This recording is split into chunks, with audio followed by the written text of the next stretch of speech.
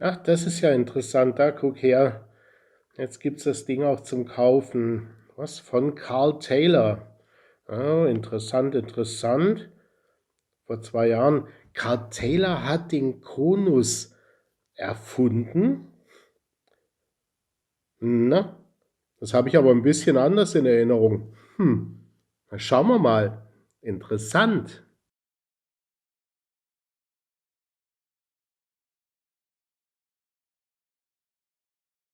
Hallo, liebe Foto- und Videofreunde, schön, dass ihr wieder da seid. Nun, äh, aus meinem Intro geht jetzt nicht so ganz genau hervor, worum es eigentlich hier in diesem Video geht. Und es wird insgesamt 3 Videos geben zu dem Thema. Denn das finde ich jetzt schon sehr interessant, wie Marketing auch benutzt wird, um auch alte Erfindungen dann wieder aufzupeppen. Nun, worum geht's? Es geht um einen sogenannten Konus. Und dieser Konus ist nichts anderes als ein sehr perfekter Lichtstreuer, den man für die Produktfotografie nutzen kann. Wie sieht so ein Konus aus? Ich will euch das ganz kurz zeigen. Der entsteht in der Basis aus so einer Kreisform, also Innen-Außenkreis. Das Ganze wird ausgeschnitten und sozusagen zweigeteilt. Das seht ihr dann hier. Also das ist dann hier das ausgeschnittene Teil und dann schneidet man sich ein Stück so weg. Jetzt mal ganz einfach gesprochen. Und wenn man das dann hier an den Enden zusammenfügt, dann hat man etwas, was aussieht wie so ein Lampenschirm und das ist eben ein Konus. So, und da gibt es unten eine große Öffnung, da kommt dann das Fotoobjekt hinein und oben durch die kleine Öffnung fotografiert man dann eben von der Seite aus wird das Ganze mit Licht bestrahlt. Und weil das eben innen drin alles so schön reflektiert wird, werden also spiegelnde und reflektierende Flächen oder transluzente Flächen mit einem schönen Verlauf versehen. Und das schaut dann eben entsprechend gut aus. So, jetzt war das so. Ich hatte vor 10, 11 Jahren, das war 2013 rum, hatte ich einen Kunden, der wollte Uhren fotografiert haben. Und diese Firma, das waren dann also 20, 30 Uhren, die ich da fotografieren sollte. Das sollten reine technische Produktfotografien werden, also die Uhr von oben, wie man das so kennt aus allen Werbefotos und dann auch Mood-Aufnahmen. Das ist ja wieder eine andere Geschichte. Also die Uhren dann in irgendeinem gegenständlichen Kontext. Nun, und dann habe ich natürlich damals auch schon recherchiert und habe geguckt, Mensch, wie kann man denn sowas gut fotografieren? Denn dass Uhren eine sehr problematische Geschichte sind, das dürfte jedem klar sein, der das schon mal probiert hat zu fotografieren. Nun, das ist nicht ganz einfach.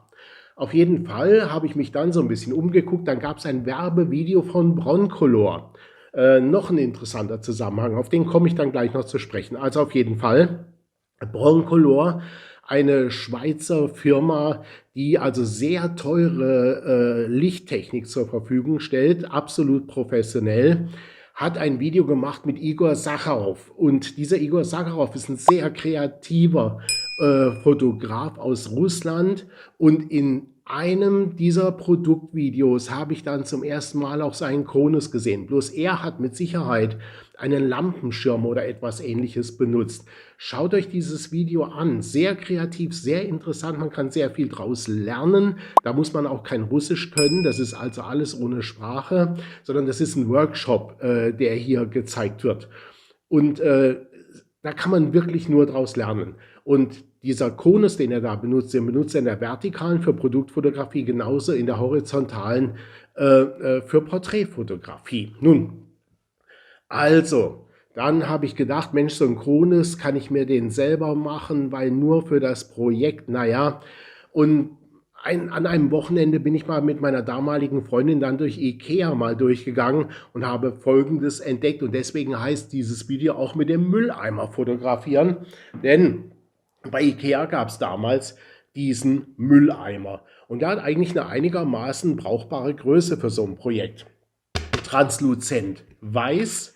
Und ich habe mir hier dann einfach noch so eine Kabelführung reingeschnitten und habe den Boden ausgesäbelt und hatte dann meinen Lichtkonus zum Fotografieren.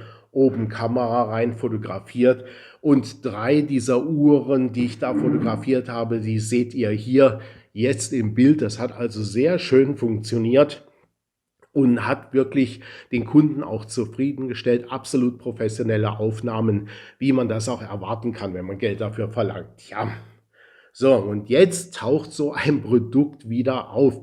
Allerdings in einer, wie soll man jetzt sagen, technisch etwas eleganteren Lösung.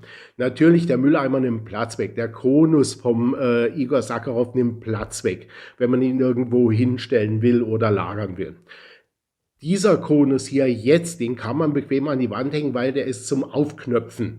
Also das bedeutet, da ist dann hier, wie ich euch das ja jetzt gerade eben gezeigt habe, sind dann hier Druckknöpfe angebracht, mit denen man das hier zusammenfuddeln kann. Und dann kann man das Ding auch so einfach an die Wand hängen.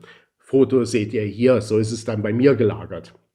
Naja, und was mich dann bloß ein bisschen erstaunt hat an der ganzen Geschichte, es heißt dann, dass Carl Taylor das erfunden hätte, also er hätte die Basisidee gehabt. Na, ob er das Ding jetzt wirklich erfunden hat, wo es doch 11 oder 12 Jahre vorher schon der Sakharov benutzt hat, das wage ich zu bezweifeln, aber vielleicht beruht ja die Idee darauf, dass man das sozusagen dann flach lagern kann.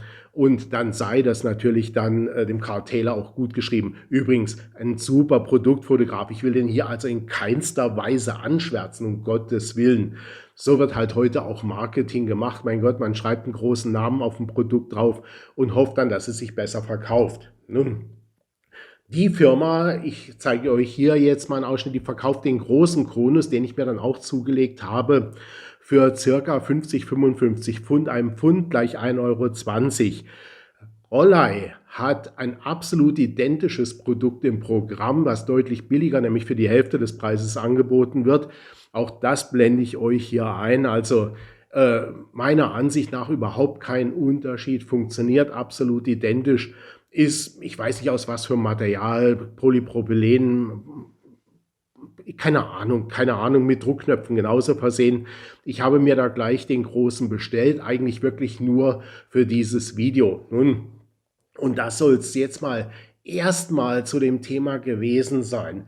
Wer so einen Kronos nicht regelmäßig braucht, einfach weil er nicht die entsprechenden Aufträge hat, man kann sich so ein Ding natürlich auch selber bauen im Prinzip. Und wie man das macht, wie man das berechnet, damit man dann ein ähnliches Produkt hat wie diesen fertigen Kronos, nur für den Appel und ein Ei, also für einen Bruchteil des Geldes, das zeige ich euch dann ganz genau im nächsten Video. Und dann wird es noch ein kleines drittes Video geben, wo ich nämlich in einem Shooting meinen IKEA-Mülleimer-Kronos mit dem professionelleren Rollei-Kronos vergleiche. Und da wollen wir doch mal schauen, ob die Ergebnisse wirklich so unterschiedlich sind oder ob es nicht ein Produkt für 3, 4 Euro oder 5 Euro auch tun würde. Ja, so, übrigens könnt ihr auch für so eine Geschichte jedweden guten Lampenschirm verwenden, der ein schönes transluzentes Material hat, innen drin nicht so sehr verstrebt ist, mit schattenbildenden Trägern und so weiter. Also da ist der Kreativität eigentlich keine Grenze gesetzt. Schaut euch da doch einfach mal um. Vielleicht habt ihr sowas sogar auf dem Dachboden schon rumliegen und wisst es doch gar nicht. Auf jeden Fall für spiegelnde Geschichten, verchromte Gegenstände und so weiter ganz hervorragend geeignet, werdet ihr im dritten Video dann sehen. Okay, das war's dann für dieses Video und ich bedanke mich für eure Aufmerksamkeit. Das nächste Video wird schon im neuen Jahr folgen, dann am nächsten Wochenende. Und bis dahin rutscht gut in ein erfolgreiches und hoffentlich gesundes neues Jahr 2025. Bis dahin, euer Alex Schwarz.